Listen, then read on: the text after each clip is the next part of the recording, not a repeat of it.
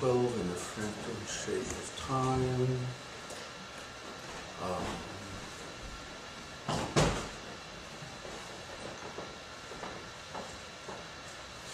Where did I put that?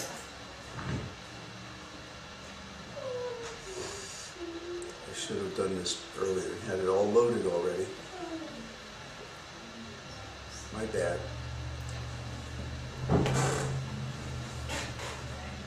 Charts that I have that show the increasing rate of change in the world today. And basically, this one gives the history of mass use of inventions. I'm not quite sure exactly how they have figured. Oh, I know what it is. This is the fraction of human beings, I think in the United States, that are using a particular invention at its inception. When electricity was first introduced and telephones were first introduced, there was basically very few people using them in the beginning. Now, of course, everybody's using them. But when they were first introduced, oh, I know what he's saying here. He's saying this is the diameter of the technology in use at that particular time. So the telephone and electricity involve the use of really big components. Then radio, television, the PC, the mobile phone, and finally the internet, they use progressively smaller and smaller and smaller components. Now to get on the internet, it just takes one tiny little chip, modem chip, and you're online. But when these technologies were first introduced, they were pretty clunky. They were very gross. They used big pieces of stuff. And not only that, the number of people who adopted them in the beginning was very small. I remember when we got our first TV in 1954 or something like that. And like we were the only house on the block that had a TV for a long time. Then gradually other people got one. When the PC, remember when the first PC came out, only geeks had a PC. Now everybody has a PC or a laptop or something. And then mobile phones, oh my God, it's like, you don't exist if you don't have a mobile phone now, right?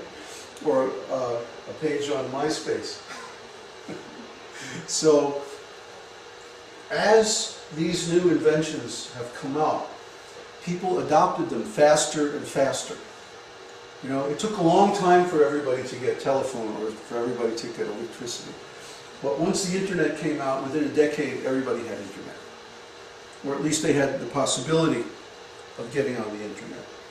Now, hopefully I'm not going to mess this up when I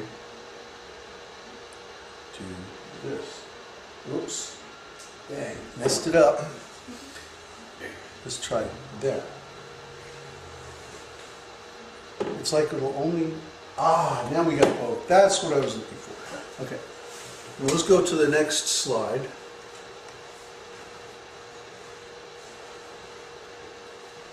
You're right. Hmm?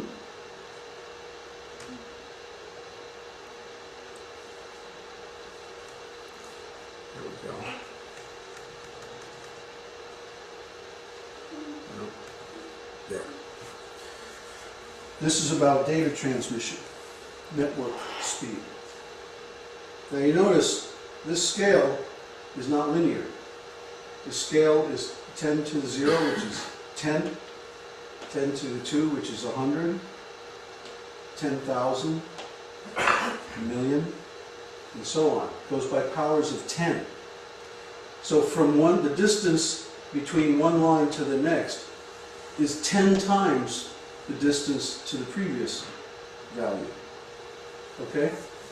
So when we talk about like Morse code back in 1840, they were getting like 10 characters a second. That was the fastest network they had then. But a digital T1 line, which came out in 1950s,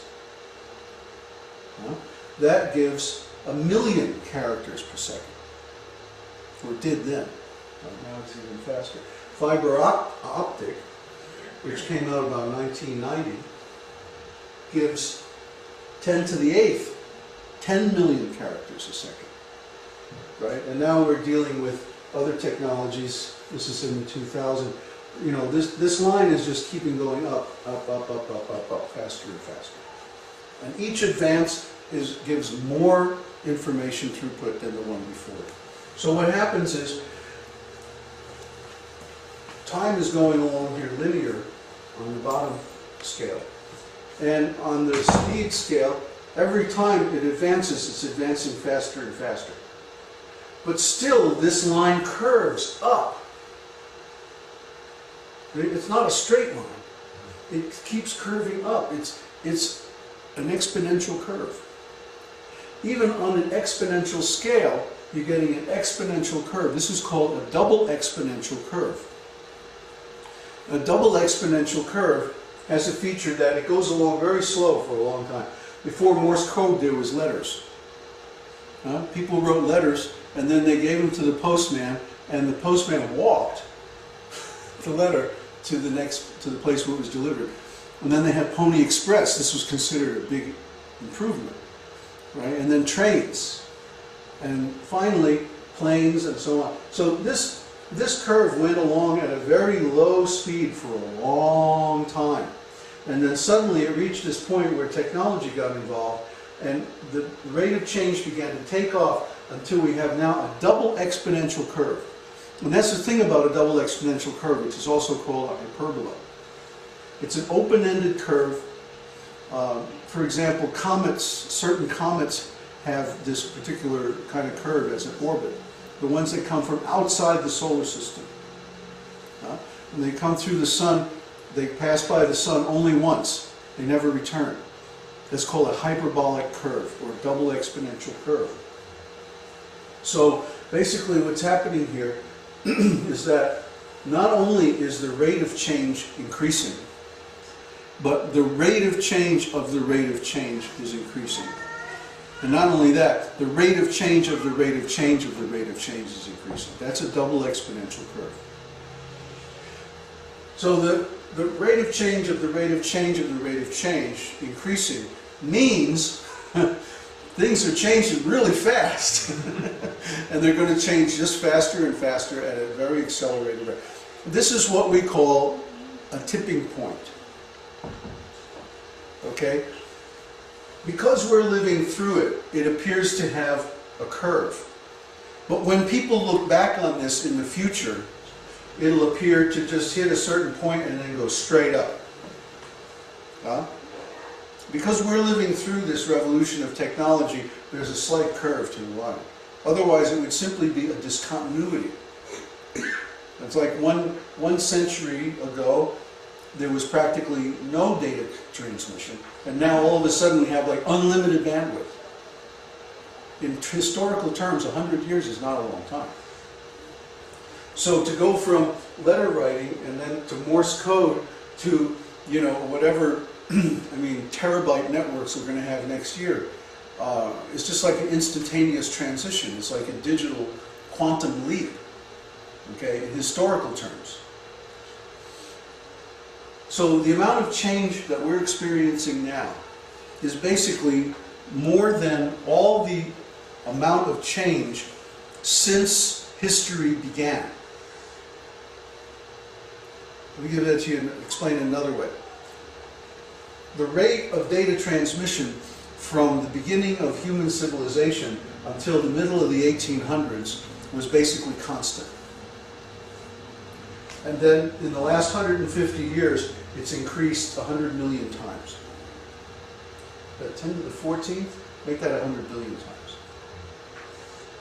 100 billion times increase in just 150 years. And that's basically like going from 0 to infinity. It's digital. It's not analog. It just jumps. So this kind of change, or this rate of change, a factor of 100 billion in a very, very short time, is more change than has happened in the previous, 10,000 or 100,000 years. That rate of change is very dislocating to our whole society. And I've got more graphs. Actually, I've got a whole folder full of them that show these kind of changes. Let me give you another example.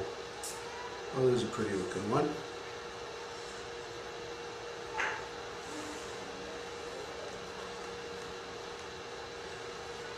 Decrease in size of mechanical devices. In 1985, we're talking about diameter in millimeters. We have approximately 1 millimeter diameter is the smallest machine part in 1985. But already by